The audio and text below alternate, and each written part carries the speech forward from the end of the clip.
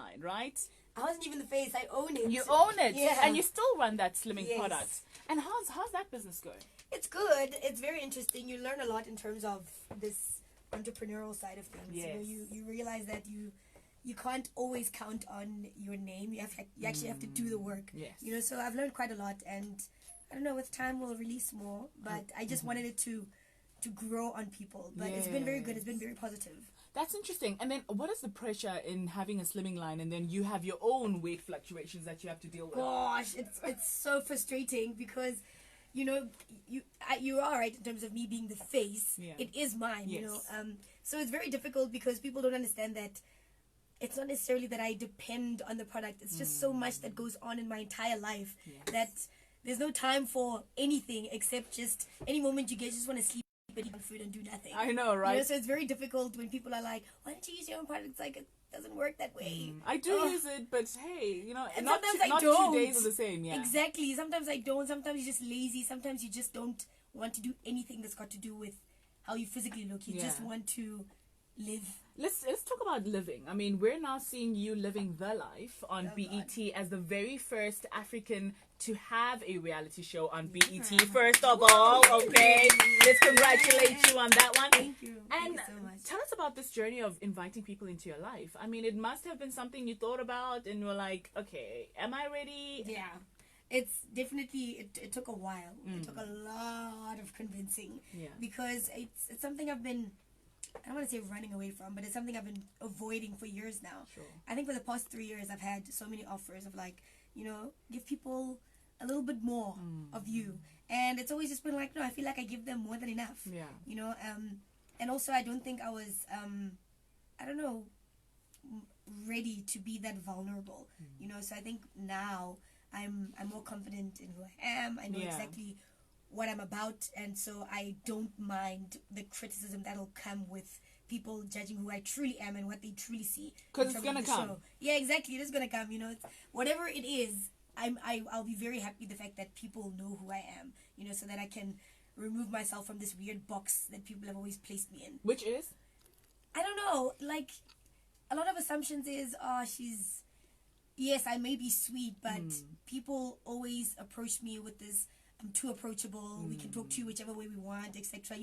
I don't know, but either way, whichever those boxes are, I just hope that people get to see what you am on the show. Yeah. And speaking of knowing yourself, I think you've come to a place now where you really are aware of who you are. Yeah. I mean, we even saw on your show, which premiered last week, you went through the whole Sangoma process. The show even starts with that, where you go see your gogo in Cosmos City. Yes. Tell us about that and how, you balance this life of being a celebrity A-lister and then having this spiritual life as well, where you're a Sangoma. I don't think it's necessarily a balance, because I think for me, my spiritual world, my spiritual space navigates everything else around me. So it's not necessarily that I have to do this and then I have to put everything on hold and then go back to this. I think everything that I do it stems from what spirit allows. So it's very easy. People, I don't know, I think people think one thing has to stop for the other to continue, whereas everything is directed by the one. It all works together. Yes, it all works together. And it's not a matter of I have to choose between the spiritual side and the celebrity side. If spirit allows me to continue with my, this little journey of being a celeb, then that's what it is. And if it has to stop, then so be it. But everything is navigated by my spiritual realm. Sure. And speaking of that, so what kind of a Sangoma are you? Are you like you're visionary, clairvoyant? Are you a dreamer? Who are you? Yeah, prophet. Come prophet again. Yes. And then I obviously have to use those as well. But the journey is also so intricate, and you realize that there's not just this one person or these few ancestors. There's so many that keep popping out of nowhere. Yeah. And also my mom is also on her journey, so the more she gets awakened, it almost feels like the more I get awakened. Sure. So yeah, it's a lifetime journey. Yeah. It's never just once off. You don't just wake up and you do the process and it's done. It's continuous and it's a lifetime. And I mean, you discovered this during your journey in the media industry. How did it change things for you? Wow. Well, it made me definitely far more confident in who I am. Because you now know who you are. I feel more grounded. I feel more rooted.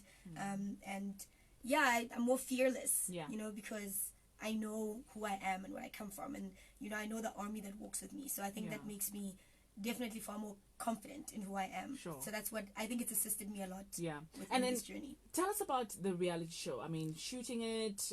What has been the process? Do they take like a day in your life? Do you have to call them and be like, guys, I'm going for a lunch today. You can join me. Well, you know, it is a TV production. Yeah. So obviously things have to be planned accordingly. There's a crew. There are people who have to be considered. I can't just wake up and be like, okay, you must show up. No, it's a whole process. So yeah, we do have a schedule in terms of what I will be doing. So I give them my schedule, and then basically the production team sees how they'll work around what I am doing. So there isn't really much where things are planned for the show. It's normally just me saying, okay, these are my days, this is what I'm doing, and whatever you're going to pick from there, let's go with it. So yeah, the process it's still a production, but I give them what I have, and then they work around it. Yeah. And speaking of production, I mean, you're now you've launched your rap career, your music career, and it's picking up. It's super successful. Where do you see it going? Well, I'm hoping it grows more and more, because an album maybe soon? Definitely, without a doubt. I've grown very comfortable and confident in this space now, and as much as at the beginning I thought it would be not a once-off, but I thought it would be like, maybe a few songs, an EP, and then we're done. But I feel like I've immersed myself so much in it, and I'm falling more and more in love with it. You know, the more I do it. So I hope it's for the long run. And if not, so what? It's fine. I'll do interior designing afterwards. You know, because you're the type of person who can do just about anything, right? You're not stuck on anything. No. Nothing is set on stone. And how do you navigate that world and having people say, but boy, do you like you're such a slasher, like you do so many things. What do you actually do? Well, do you have to have something that you actually do? No, you don't. And I hope people can take that away from seeing my journey. Like for me, it's like whatever your spirit is yearning for, I think you should go for it. You only live one life, really. I know it sounds cheesy, but I don't want to regret this 10 years from now and saying, I should have rapped when I wanted to. And like I said, anything that speaks to my soul, I'm going to do it. And if I'm over the rapping thing, there's nothing chaining me to it. Did you know you were a rapper? Did you know? Because, I mean, I remember an interview with Casper Nyovest, and he said he used to rap on a lot of hip-hop songs, you know, but he never really knew that you could spit it like you do. Yeah. I mean, And that's your ex, by the way. Yeah. Just a side note. I have no idea. Just I have no idea. Thanks for letting me know. I mean, yeah, for a long time, I've always just been doing that, you know, rapping on beats, and always having fun with performing for my friends in terms of rapping. But I didn't know that there's a difference between learning someone else's lyrics and imitating someone, and then, you know, doing your own thing and learning your own cadences and, you know, using your own voice. So that's been quite a journey. So I don't really know if I can say I knew that I was a rapper. Yeah. I just knew that I enjoyed doing it so much. Yeah. But it's a completely... Who helped you unleash that? Well, Nasty, really. Really? From the very get-go, he's been at the forefront of pushing me to do this.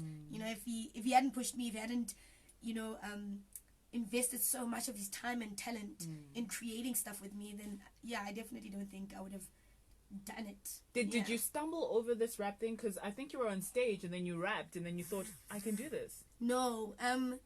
How it all started actually was I just wanted... I was leaving a show, Club 808. It was my finale. And, you know, I was like, you know what? I want to make this thing reality. And by that I meant, even if it's just this one moment where I get to rap with Nasty and, you know, we do it on screen and everyone can see it. Yeah. I thought that was it. Like, it was going to start there and end there. So he came on the show and I rapped on his verse and that was it. And then from there, he was basically like, well, I think you have it in you. Wow. Let's go to studio and let's do it. And when I was on stage, before Migos, actually, it was a huge platform. We had already recorded a couple of songs, and that was me just whetting my appetite and seeing you know, what this world may be like. Nice. Yeah, And the rest is history. The rest is history. Well, your voice is made for rapping. Definitely. Really? Yeah. I'm still learning my voice, trust me. I can imagine, because it's quite a process. It's quite a process. Yeah. So, where to from here? What's next for Boity? We have the 13 seasons, Yes. 13 episodes rather. Yeah, 13 seasons. Well, hell take no. that, I'll be girl. like 50 years Take that. old. Who knows? You might record a season in 6 months. True, actually. So, I mean, 13 episodes, and after that, like, what can we expect from you from now? I think for now,